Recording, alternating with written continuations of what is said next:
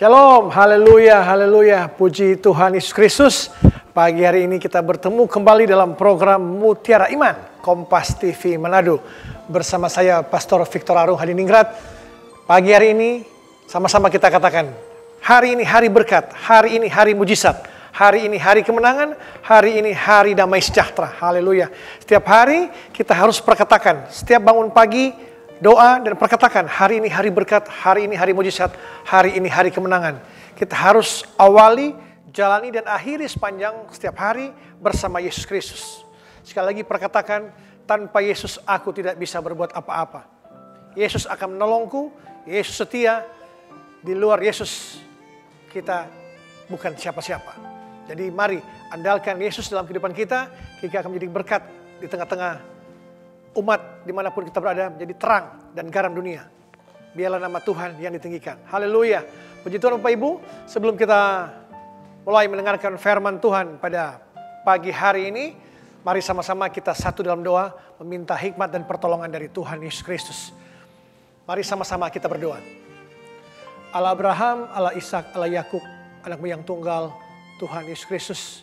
Terima kasih Bapak di surga, pagi hari yang indah ini, kami telah bangun dengan tubuh yang sehat. Pagi ini kami akan mendengarkan firman-Mu. Tegur kami, nasihati kami, didik kami dalam kebenaran. Biarlah terus kami diubahkan hari demi hari makin serupa dengan Engkau Bapa. Pagi hari ini kami akan siap mendengarkan firman-Mu. Berbicaralah Engkau Bapa. Biarlah Roh-Mu yang berbicara melalui mulut hamba-Mu ini.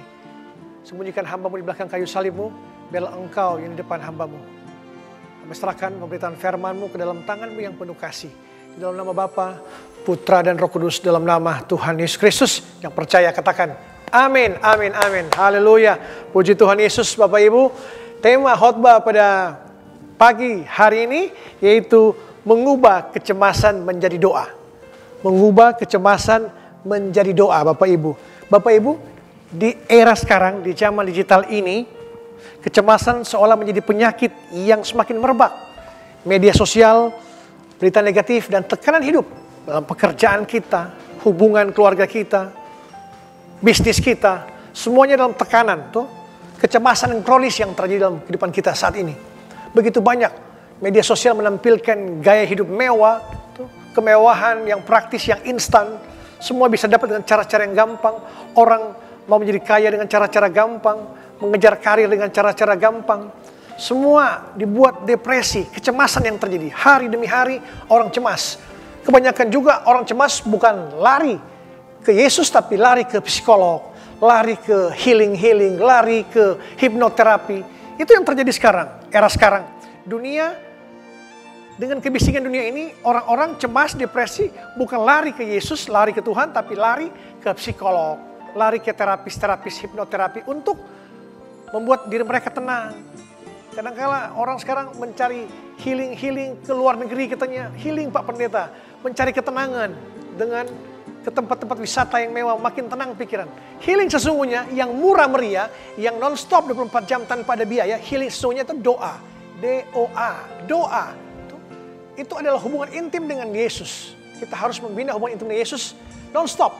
Yesus 24 jam non-stop setiap hari. Signal internet bisa terputus, kadang-kadang terputus, nyambung lagi. Tapi Yesus non-stop, 24 jam, Yesus standby untuk kita semua. Amin. Haleluya. Dalam tema khotbah saya pagi ini itu mengubah kecemasan menjadi doa. Kita mengambil ayat dalam Filipi 4 ayat 6 dan 7. Filipi 4 ayat 6 dan 7. Mari kita membuka bersama-sama firman Tuhan. Filipi 4 ayat 6 dan 7. Saya baca. Filipi 4 ayat 6 sampai 7.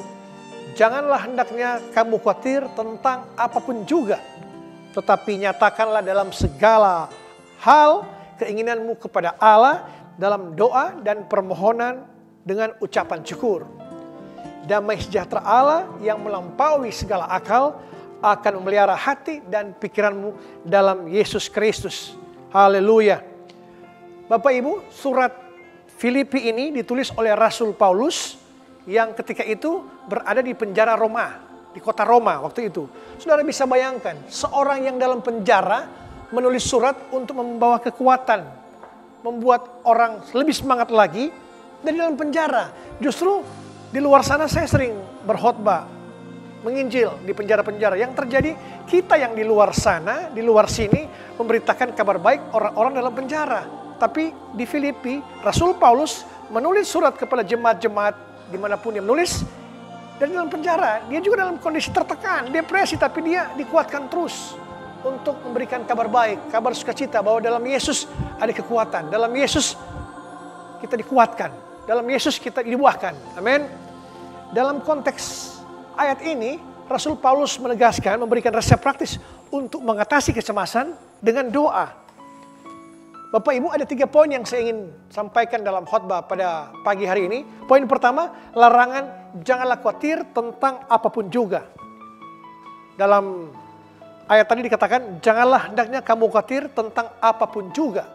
Mengapa kecemasan sangat berbahaya, Bapak Ibu? Mengapa kecemasan sangat berbahaya? Ada 3 poin yang saya bisa sampaikan di sini, yaitu mengapa kecemasan berbahaya? Pertama, kecemasan merusak kesehatan fisik dan mental kita. Kadangkala hal-hal masa depan kita yang kita tidak tahu mau jadi apa, tapi kita sudah berpikir bahwa akan terjadi. Itu yang membuat kita depresi, cemas. Sedangkan di Alkitab dikatakan dalam semua dari Kejadian sampai Wahyu ada kurang lebih 365 ayat atau kata jangan khawatir, jangan takut. Berarti di situ Tuhan tahu bahwa kelemahan kita adalah khawatir, cemas. Itu yang Tuhan mau sampaikan hari demi hari. Jangan kita khawatir, jangan takut. Nah, mari Bapak Ibu, mengapa kecemasan berbahaya? Karena bisa merusak kesehatan fisik dan mental kita. Berapa banyak orang di luar sana stres, depresi, akhirnya ke psikolog, ke rumah sakit jiwa. Karena tidak kuat dengan dunia ini, dengan kebisingan dunia ini. Tawarkan dengan cara-cara yang instan semua, harus dicapai dengan cara-cara instan. Akhirnya kita kecewa. Kita depresi, berharap pada manusia. Kita berharap pada kekuatan diri kita sendiri. Akhirnya tidak bisa apa-apa, kita kecewa, depresi, akhirnya stres, ke psikolog. Bukan cari Tuhan, tapi cari psikolog yang terjadi. Yang kedua, mengapa kecemasan berbahaya? Menunjukkan ketidakpercayaan kita kepada Allah. Kalau kita makin cemas, makin depresi, makin takut, berarti kita tidak bergantung sungguh-sungguh pada Allah, pada Yesus Kristus. Sedangkan Yesus katakan, marilah kepadaku yang letih lesu dan beban berat, aku akan berikan kelegaan padamu. Di sini berarti kalau kita tidak kuat, kita tidak mampu, mari bergantung pada Yesus. Yesus akan menolong kita, memberikan kekuatan, kemampuan pada kita. Yang ketiga, mengapa kecemasan berbahaya? Melumpuhkan kemampuan kita untuk bertindak. Kita makin depresi, paling orang minum obat tidur. Habis itu besok pagi lagi, kecewa lagi, depresi lagi, malam lagi minum obat tidur. Hanya untuk menenangkan sesaat. Tapi kalau kita dengan Yesus, kita akan tenang selama-lamanya. Kita akan damai, sukacita setiap harinya. Kita tidak perlu obat-obatan lagi penenang, tapi kita hanya Yesus, sandaran hidup kita, kekuatan kita. Amin. Kita akan lanjutkan khotbah pada pagi hari ini setelah pariwara berikut ini. Tetaplah bersama Mutiara Iman Kompas TV Manado. Haleluya.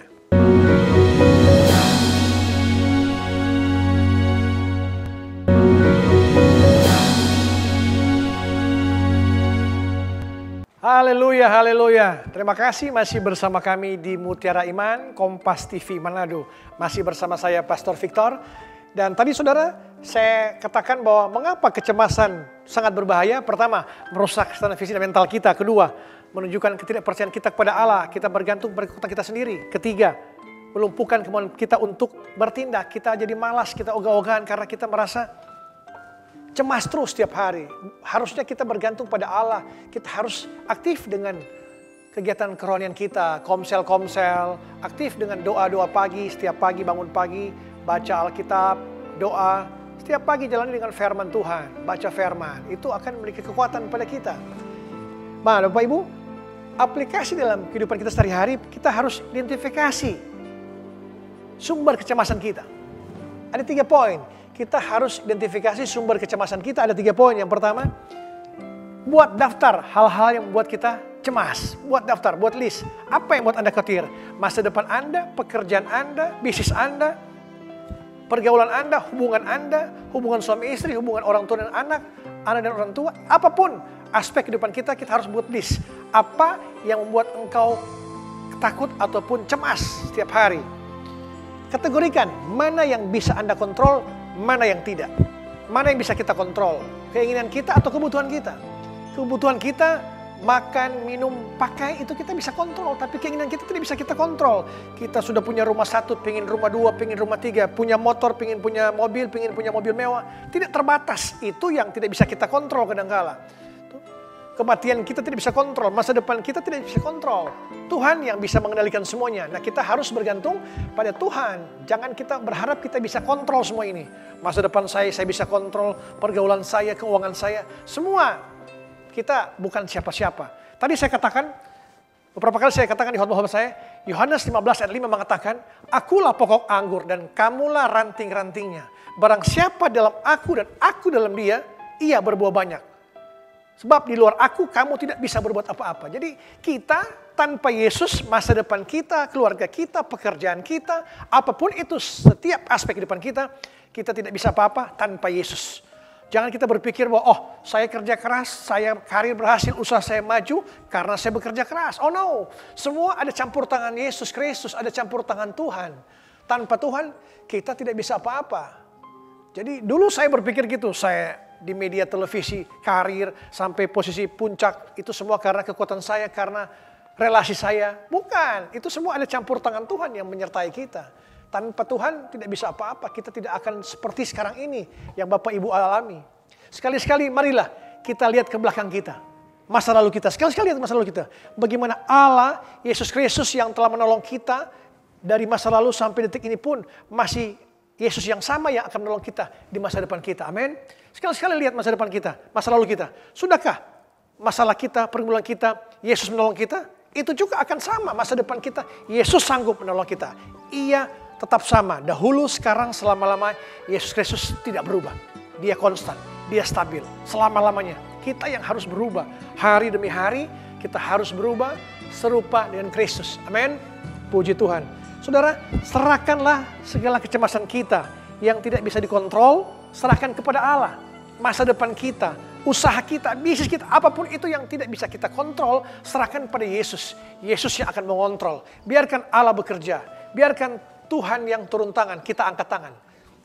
Kadang-kala saya mengalami pertemanan banyak yang mencari jabatan, mencari karir, mencari populer dengan cara-cara instan. Rela mengeluarkan uang untuk membayar, untuk mengeluarkan uang untuk mendapatkan pekerjaan, jabatan. Mereka bukan Yesus yang bekerja, tapi mereka yang bekerja. Akhirnya Yesus akan berdiam diri. Biarkan kita yang bekerja. Mari kita sebagai anak Tuhan yang percaya pada Yesus Kristus, serahkan pada Tuhan. Tuhan yang akan bekerja. Tuhan bekerja di balik layar, bukan di depan layar. Di balik layar, Dia akan menyertai setiap karir, usahamu, keluargamu, dimanapun engkau ditempatkan, itu semua karena Tuhan Yesus. Tepuk tangan untuk Yesus Kristus. Haleluya. Puji Tuhan Yesus Kristus. Saudara, poin kedua dalam ayat tadi, yaitu nyatakanlah dalam doa dan permohonan segala keinginanmu kepada Allah dalam doa dan permohonan dengan ucapan syukur. Ada 3 elemen doa yang saya bisa jelaskan di sini. 3 elemen doa yang mengalahkan kecemasan. Yaitu doa, yaitu komunikasi kita dengan Allah. Komunikasi umum kita dengan Allah, kebutuhan kita, pengakuan akan ketergantungan kita kepada Allah, harus doa. Yang kedua, permohonan. Permintaan spesifik kita untuk kebutuhan tertentu. Apa yang kita butuhkan? Keuangan kita, keluarga kita dipulihkan, kesehatan kita butuh kesembuhan. Itu yang utama, bukan hal-hal yang keinginan kita. Tuhan, saya pingin mobil mewah, saya pingin rumah mewah, saya pingin semuanya, saya pingin. Tidak akan pernah puas manusia. Doa, minta apa kebutuhan kita sesuai dengan kehendak Tuhan juga, bukan kehendak kita. Kehendak Tuhan, biarlah kehendak Tuhan yang jadi. Yesus pun seperti itu. Pada saat dia doa Taman Getsemani, dia katakan, Bapa, kalau boleh lalukanlah cawan ini daripadaku, biarlah kehendakmu yang jadi, bukan kehendakku. Serahkan segala kebutuhan kita, persoalan kita kepada tangan Tuhan, bukan kekuatan kita. Serahkan pada Tuhan. Tuhan yang akan bekerja, Tuhan yang akan mampukan, Tuhan yang akan selesaikan semua masalahmu, Tuhan yang akan menyembuhkan sakit penyakitmu pada pagi hari ini. Hari ini saya percaya semua Tuhan akan pulihkan. Hari ini hari berkat, hari kesembuhan, hari mujizat. Bapak Ibu, ucapan syukur, mengucap syukur atas jawaban yang belum terlihat. Apapun kondisimu, walaupun kadang-kala saya tanya ke teman-teman saya, masalahmu, doamu, sudah berapa lama Tuhan belum jawab? 1 tahun kah? 2 tahun? 5 tahun? 10 tahun? Belum dijawab. Itu biasa. Saya puluhan tahun Tuhan belum jawab. Tapi saya terus berjuang, saya terus yakin bahwa Tuhan sanggup mengubahkan kehidupan saya. Sekarang orang Kristen sekarang kadang-kadang berdoa maunya instan. Doa pagi maunya siang Tuhan jawab. Tuh, seperti pesan-pesan GoFood aja. Tokopedia. Tuh, pesan-pesan Lazada misalnya. Langsung maunya pesan hari ini, besok harus ada. Tuhan hari ini harus ada, besok harus ada. Kita bikin seperti pesan-pesan online Tuhan. Kadang-kadang kita merasa kita bos, Tuhan yang karyawan. Tuhan yang harus jawab segera. Nah ini yang terjadi. Kita harus serahkan pada Tuhan segala persoalan kita. Tuh. Apapun itu kita harus mengucap syukur. Hari ini 1 juta kita dapat, besok 2 juta. Bersyukur. Minggu depan ratusan juta. Bersyukur. Jangan kita merasa nanti kita bahagia baru kita dapat 1 M misalnya. 100 ribu pun kita bisa bahagia. Tanpa 1 M. Sama nilainya. Jangan kita berpikir kita harus bahagia. Saya akan bahagia jika saya punya miliaran uang. No. Berapa banyak orang miskin di luar sana yang mereka bahagia? Ada satu nenek yang dikatakan, Nek, apakah nenek bahagia dengan kondisi nenek yang miskin sekarang? Oh, nenek bahagia. Nenek bisa bercengkrama dengan cucu dan keluarga, nenek tetap bahagia. Banyak orang kaya yang punya harta berlimpah tapi stres, cemas berhari-hari, takut hartanya hilang. Tapi percayalah, Yesus sanggup memulihkan keadaanmu, kecemasanmu menjadi kebahagiaan. Amin. Jangan kemana-mana, usai pariwara, Mutiara Iman akan segera kembali. Haleluya.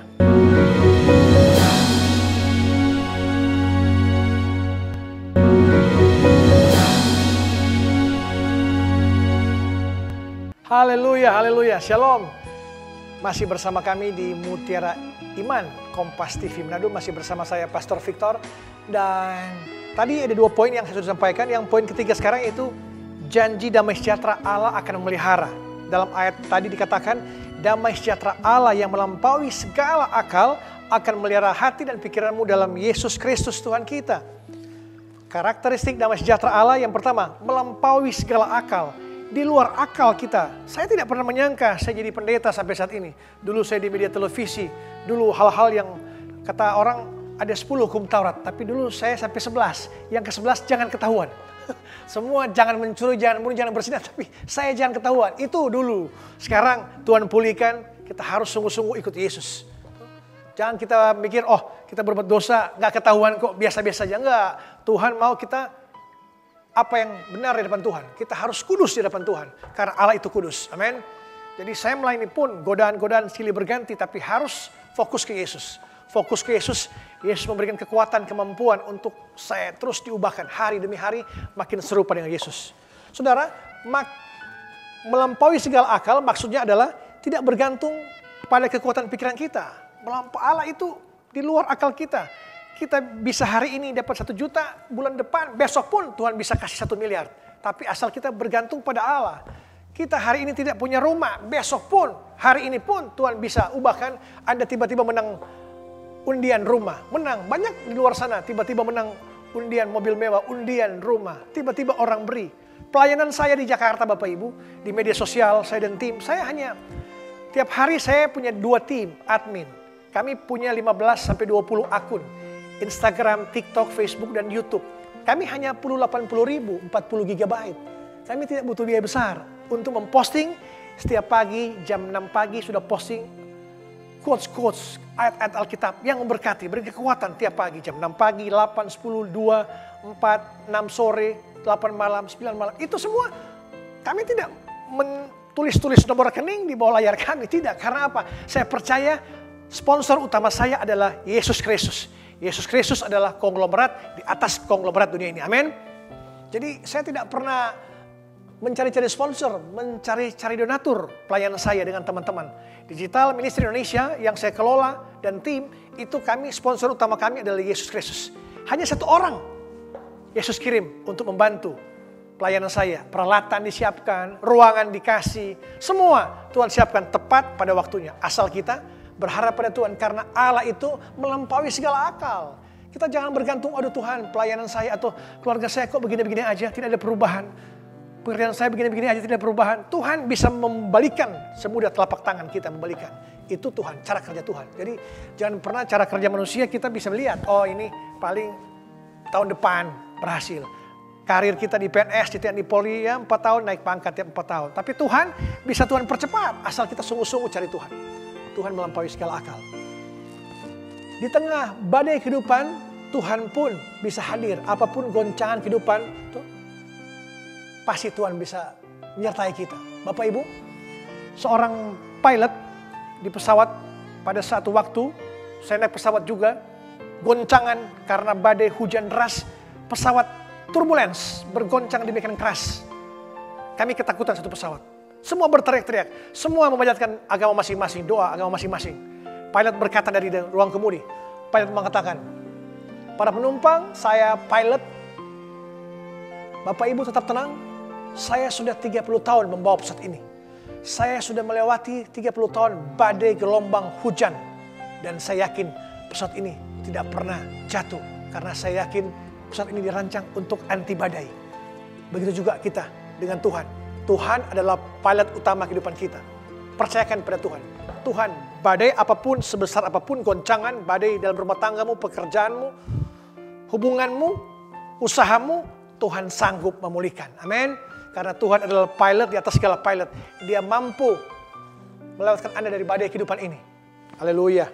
Saudara, memelihara. Dalam arti, memelihara berarti perlindungan aktif dari Tuhan. Aktif non-stop. Seperti militer, itu berjaga-jaga. Tim atau keamanan setiap negara itu non-stop 24 jam berjaga-jaga. Seperti itulah perlindungan Tuhan kita. Kita berjaga-jaga. Terus menjaga hati dan pikiran kita dari serangan kecemasan. Saudara, dalam Kristus Yesus artinya hanya tersedia melalui hubungan kita dengan Kristus. Semua keinginan kita, kecemasan kita, kita hanya bisa ubahkan, kita dipulihkan hanya melalui hubungan kita dengan Yesus Kristus. Bukan tentang hubungan kita dengan sesama atau dengan keluarga. Hubungan dengan Yesus yang bisa mengubahkan. Makin intim dengan Yesus, kita makin diubahkan, berikan kekuatan, damai sejahtera, kasih, sukacita, kelemah lembutan, kemurahan, kesetiaan, buah-buah roh ada dalam kehidupan kita jika kita berserah pada Yesus. Dalam Yohanes 14 ayat 27 mengatakan, Yohanes 14 ayat 27 mengatakan, Yesus mengatakan, damai sejahtera kutinggalkan bagimu, damai sejahtera kuberikan kepadamu, dan apa yang kuberikan tidak seperti yang diberikan oleh dunia kepadamu. Janganlah gelisah dan gentar hatimu. Dunia memberikan kita harta, materi, pangkat, jabatan, tapi itu sementara Bapak Ibu. Kita menjadi kepala daerah, menjadi apapun di dunia ini hanya sementara, ada masanya. Setiap masa ada orangnya, setiap orang ada masanya. Paling lama di politisi, di kepala daerah 10, 15, 20 tahun. Setelah itu selesai. Tapi dengan Yesus kita sungguh-sungguh kekal selama-lamanya. Amin. Jadi percayalah, dunia ini memberikan kita kecemasan, kekhawatiran. Tapi dengan Yesus, janganlah gentar dan gelisah hatimu. Itu yang Yesus katakan. Jadi percayalah, tanda-tanda damai sejahtera kita tenang di tengah badai. Kejernihan dalam mengambil keputusan, keyakinan akan penyertaan Tuhan, dan sukacita yang tidak bergantung pada keadaan. Apapun kondisi kita, kita terus bersukacita karena ada Yesus dalam kita dan kita dalam Yesus. Amin. Haleluya. Yang terakhir kesimpulan, saudara-saudara, untuk mengatasi kecemasan kita ganti kecemasan dengan doa. Dengan doa, dan Allah akan mengganti kegelisahan kita dengan damai sejahtera. Langkah-langkah praktis kita mulai hari ini. Yang pertama, sekali merasa cemas, kita berhenti dan berdoa. Tulis kekhawatiran dan ubah menjadi poin doa. Sebutkan 3 hal yang patut disyukuri tiap hari. Apa aja syukuri? Nafas kehidupan saya, kesehatan saya, keluarga saya. Itu harus disyukuri. Yang terakhir, hafalkan Filipi 4 ayat 6-7 ini sebagai senjata melawan kecemasan. Amin. Terpujilah nama Tuhan Yesus Kristus. Sampai jumpa pada program Mutiara Iman selanjutnya di Kompas TV Manado. Saya Pastor Victor mengucapkan terima kasih atas waktu Bapak Ibu di pagi hari ini. Dan sebelum kita menutup ibadah kita pagi hari ini, kita tutup dalam doa. Mari kita berdoa. Bapa di surga, terima kasih atas firman-Mu. Biarlah kami setiap hari makin bergantung pada Engkau. Kecemasan-kecemasan yang kami alami, kami bergantung pada Engkau dan kami dipulihkan. Semua yang kami jalani, kami kuat bersama Engkau. Tidak ada yang mustahil bagi Engkau. Kami terus berharap pada Engkau. Engkau satu-satunya sumber kekuatan kami. Kecemasan kami yakin percaya mulai hari ini diputuskan. Yang ada hanya ada kekuatan, damai sejahtera dalam kehidupan kami. Biarlah kami terus makin melekat dengan Engkau, makin serupa dengan Engkau. Semua pekerjaan kami, bisnis kami, keluarga kami, usaha kami, semua Tuhan pulihkan dan Tuhan ubahkan, makin kami diberkati. Damai sejahtera Allah Bapa yang melampaui segala akal akan melihara hati dan pikiranmu di dalam Yesus Kristus Tuhan kita. Sampai Tuhan datang pada kali yang kedua sampai Maranatha. Haleluya, haleluya. Amin, amin, amin. Sampai jumpa. Shalom.